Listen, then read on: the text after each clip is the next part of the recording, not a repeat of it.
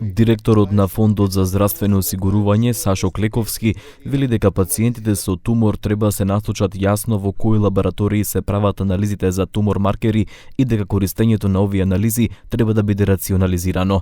Според него, иако на клиниката за онкологија не достигаат анализи, тие се изведуваат во други институции, затоа вели тоа не ги доведува пациентите во ризик. Институција со најголем број на анализи за тумор маркери е Институтот за клиничка биохемија, кој е на само 200 метри од клиниката за онкологија. На институтот досега се направени скоро 50.000 анализи.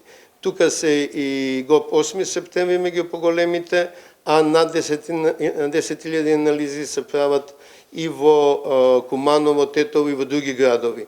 Тој објасни дека во речисите градови има најмалку 2 институции, обично болница и здравствен дом, каде што се прават тумор маркери.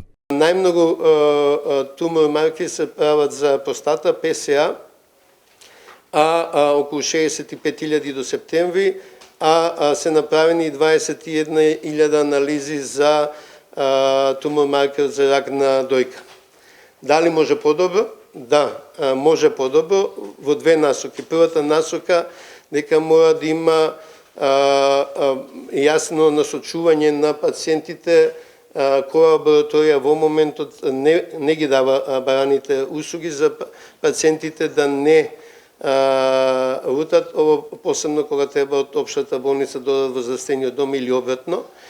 И втората да се рационализира употребата на тумор маркери. Клековски вели дека тумор маркерите најчесто служат за следење на состојбата, а не за диагноза, поради што се прават многу непотребни анализи кои треба се ограничат за да нема одложување за оние што навистина имаат потреба.